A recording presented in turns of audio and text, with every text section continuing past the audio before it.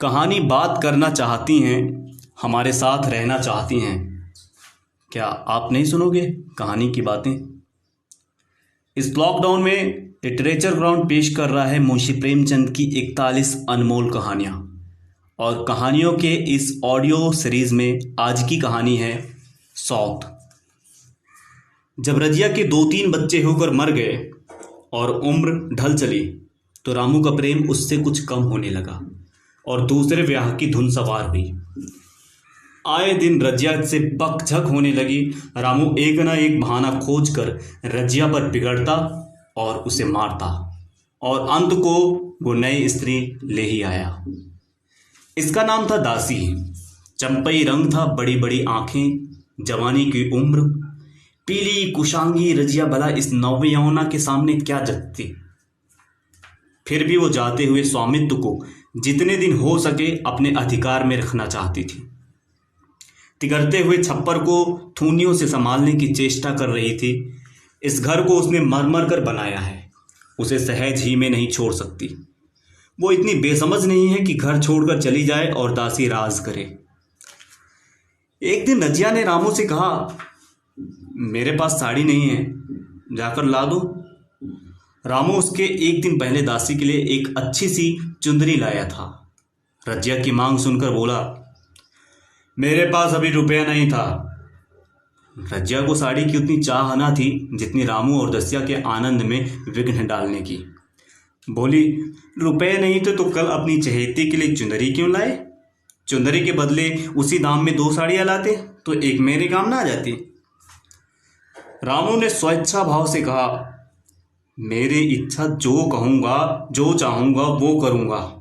तू बोलने वाली कौन है? हैं? चुप। अभी उसके खाने खेलने की दिन है। तू चाहती है उसे अभी से नून तेल की चिंता में डाल दूँ? ये मुझसे ना होगा। तुझे ओढ़ने पहनने की साधा है तो काम कर। भगवान ने क्या हाथ पैर नहीं दिए? पहले तो खड़ी रात उठकर काम धंधे में लग जाती थी, अब उसके दाम में पैर दिन तक पड़ी रहती है। तो रुपये क्या आकाश से गिरेंगे? मैं तेरे लिए अपनी जान थोड़े ही दूंगा। रजिया ने कहा, तो क्या मैं उसकी लौंडी हूँ कि वो रानी की तरह पड़ी रहे और मैं घर का सारा काम करती रहूं? इतने दिनों से छाती फाड़ फाड़ कर काम किया, उसका ये फल मिला तो अब मेरी बड़ा काम करने आती है। मैं जैसे रखूंगा वैसे ही तुझे रहना होगा। मेरी इच्छा होगी तो रहूंगी, नहीं तो अलग हो जाऊंगी। जो तेरी इच्छा हो कर, मेरा गला छोड़। अच्छी बात है, आज से तेरा गला छोड़ती हूँ, समझ लूंगी विधवा हो गई।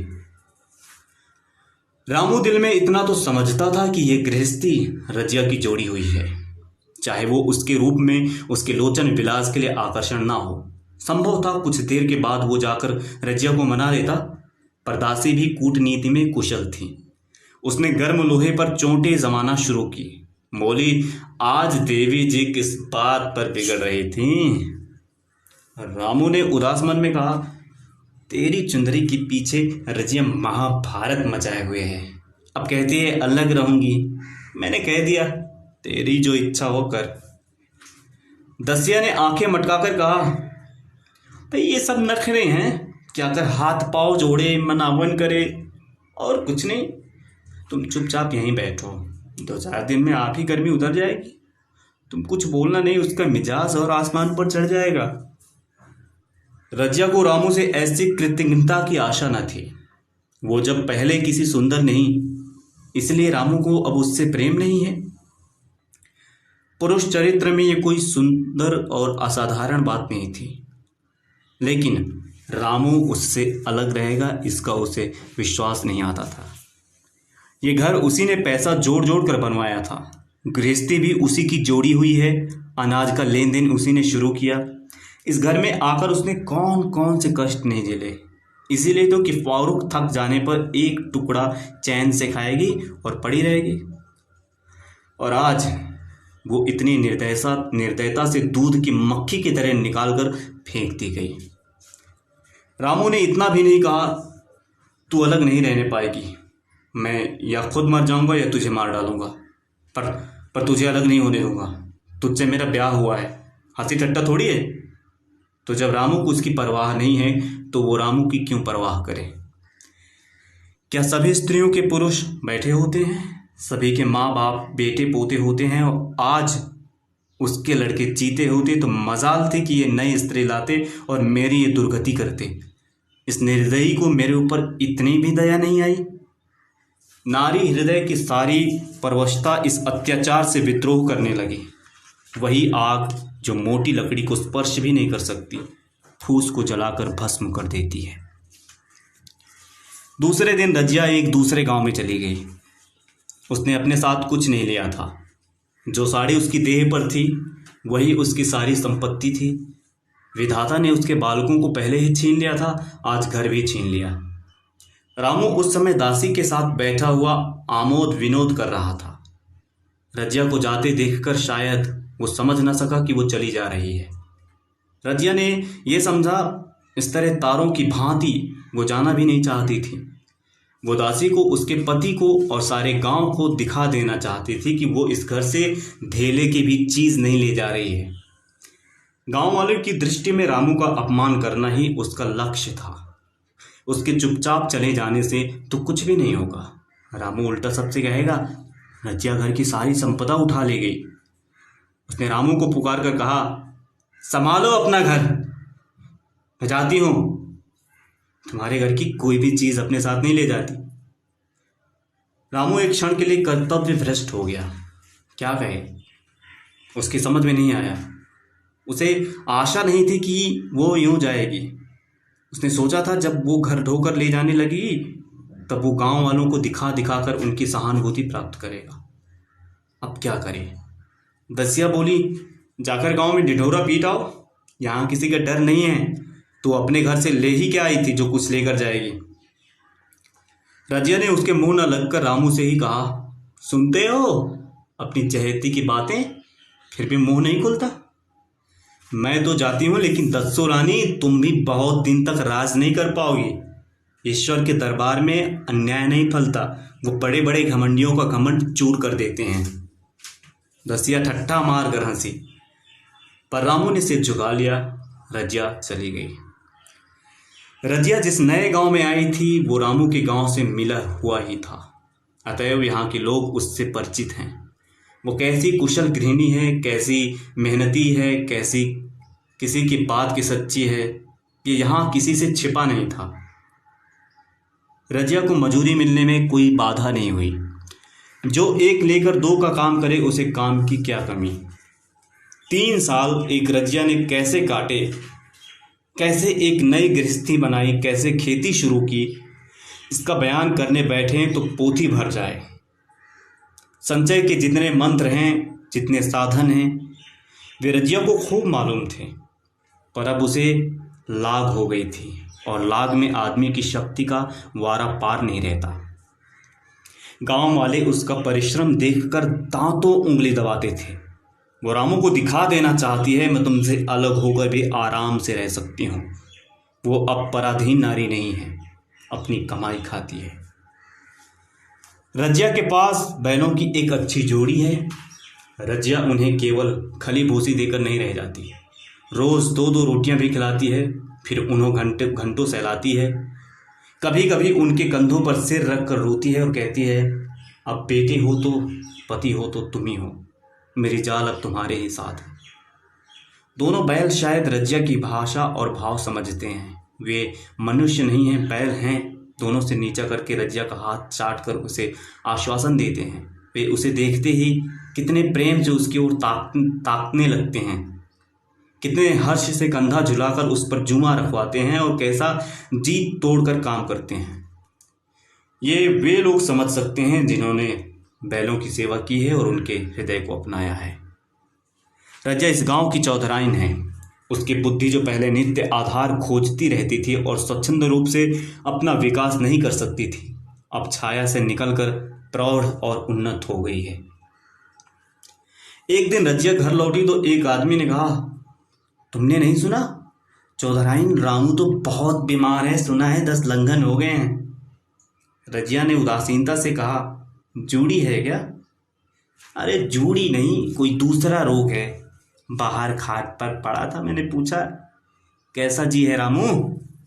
तो रोने लगा। अब बुरा हाल है, घर में एक पैसा भी नहीं कि दवा दारू करें। दसिया के एक लड़का हुआ है, वो तो पहले भी काम धंधा नहीं करती थी और अब तो लड़कोरी है, कैसे काम करने आती। सारी मार रामू के सिर जाती है, फिर गहने चाहिए, नई दुल्हन यूँ कैसे रहे। रजिया ने घर में जाते हुए कहा, जो जैसा करेगा अपने आप ही भोगेगा। लेकिन अंदर उसका जी न लगा। वो एक क्षण में फिर बाहर आई। शायद उस आदमी से कुछ पूछना चाहती थी और इस अंदाज से पूछना चाहती थी मानो उसे कुछ परवाह नहीं है। पर वो आदमी चला गया था। रजिया ने पूरब पश्चिम जा जाकर देखा, वो कहीं नहीं मिला। तब रजिया द्वार की चौखट पर बैठ गई। इसे वे शब्द याद आए जो उसने 3 साल पहले रामू के घर से चलते समय गए थे। उस वक्त जलन में उसने वो शाप दिया था। अब वो जलन न थी, समय ने उसे बहुत कुछ शांत कर दिया था। रामू और दासी की हीनावस्था अब ईर्ष्या के योग्य नहीं, दया के योग्य थी। उसने सोचा रामू को 10 लंघन हो गए हैं तो अवश्य ही उसकी दशा अच्छी नहीं होगी। कुछ ऐसा मोटा ताज़ा तो पहले भी नहीं था, 10 लंघन ने तो बिल्कुल ही घुला डाला होगा। फिर इधर की खेती बाड़ी में भी टोटा ही रहा, खाने पीने को भी ठीक ठाक न मिला होगा।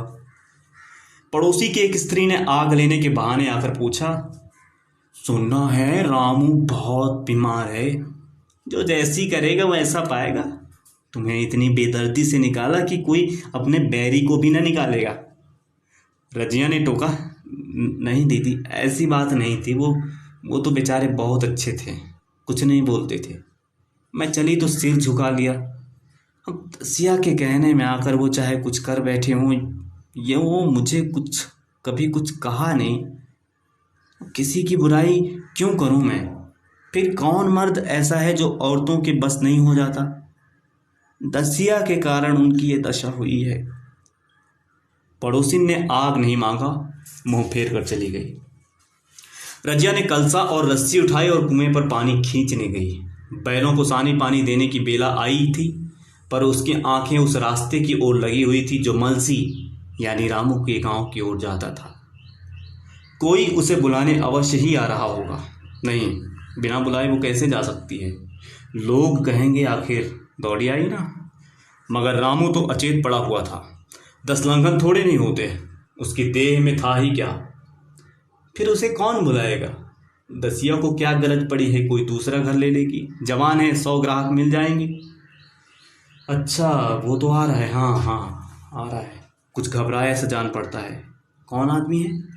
इसे तो कभी मलसी में नहीं देखा, मगर उस वक्त से मलसी कभी गई भी तो नहीं। 2-4 नए आदमी आकर बसे ही होंगे। बटोही चुपचाप कुएं के पास से निकला।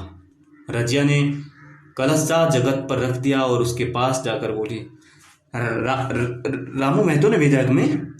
अच्छा तो चलो घर, मैं तुम्हारे साथ चलती हूँ। नहीं, अभी मुझे कुछ देर है, बैलों को सानी पानी देना है, दिया बत्ती करनी है। तुम्हें रुपए दे दूं, जाकर दसियों को दे देना, कह देना कोई काम हो तो बुला भेजें। बटोही रामू को क्या जाने, किसी दूसरे गांव का रहने वाला था।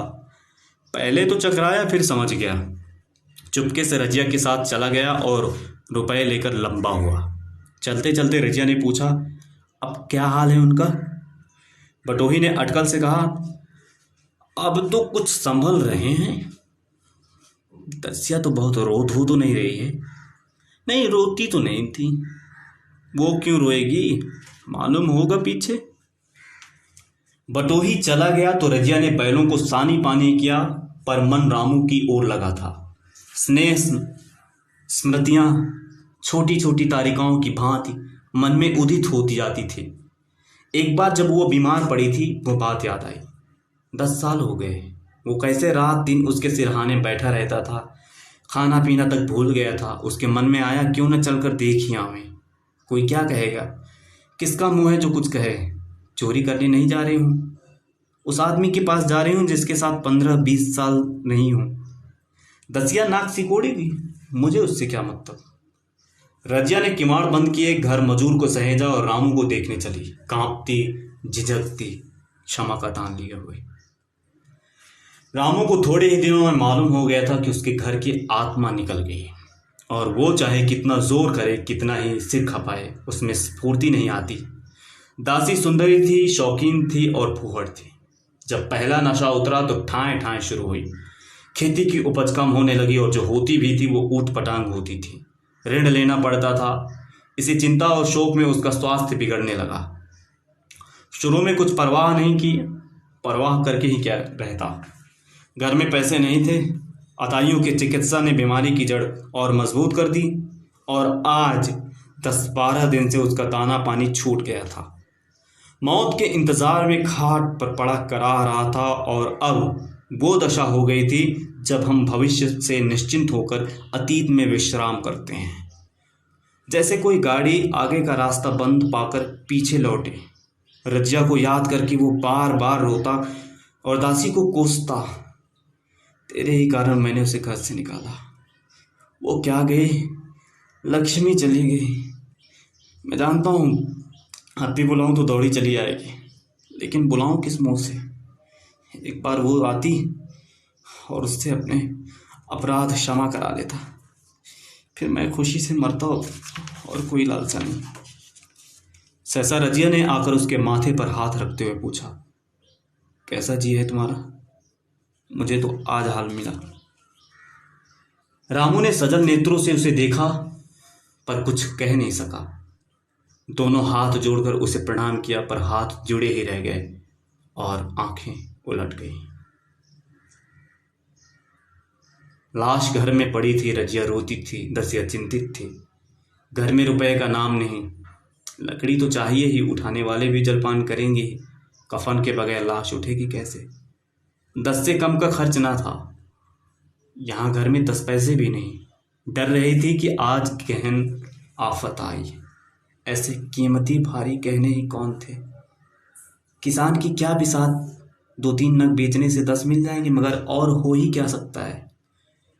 उसने चौधरी के लड़के को बुलाकर कहा, देवर जी ये बेड़ा कैसे पार होगा? गांव में कोई धेले का भी विश्वास करने वाला नहीं। मेरे गहने हैं, चौधरी से कहो इन्हें गिरवियों में रखकर आज का काम चलाएं, फिर भगवान मालिक है। रजिया से क्यों नहीं मांग लेती? सहसा रजिया आंखें पोंछती हुई आ निकली। कान में भनक पड़ी, पूछा, क्या है जोखिम?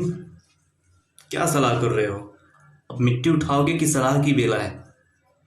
हाँ, उसी का सरंजाम कर रहा हूँ। रुपए पैसे तो यहाँ होंगे नहीं, बीमारी में खर्च हो गए होंगे। इस बेचारी को तो बीच मझधार में लाकर छोड़ दिया। तुम लपक कर उस घर चले जाओ भैया। कौन दूर है, कुंजी लेते जाओ। मजूर से कहना भंडार से 50 रुपए निकाल दे। कहना ऊपर की पटरी पर रखे हैं। वो तो कुंजी लेकर उधर भागा। इधर दसिया राजू के पैर पकड़कर रोने लगी। बेनापी के ये शब्द उसके हृदय में बैठ गए। उसने देखा रजिया में कितनी दया, कितनी क्षमा है।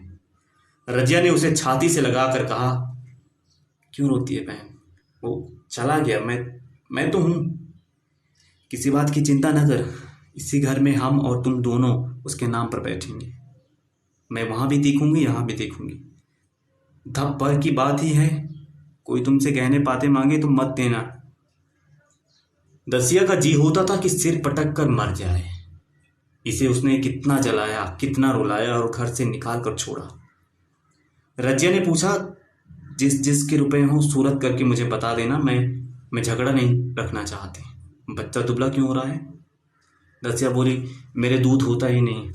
गाय जो तुम छोड़ कर गई थी वो मर गई, दूध नहीं पीता। राम राम, बेचारा मुरझा गया। मैं कल ही गाय लाऊंगी, सभी गृहस्थी उठाकर लाऊंगी। वहां क्या रखा है? लाश से उठी रजिया उसके साथ गई।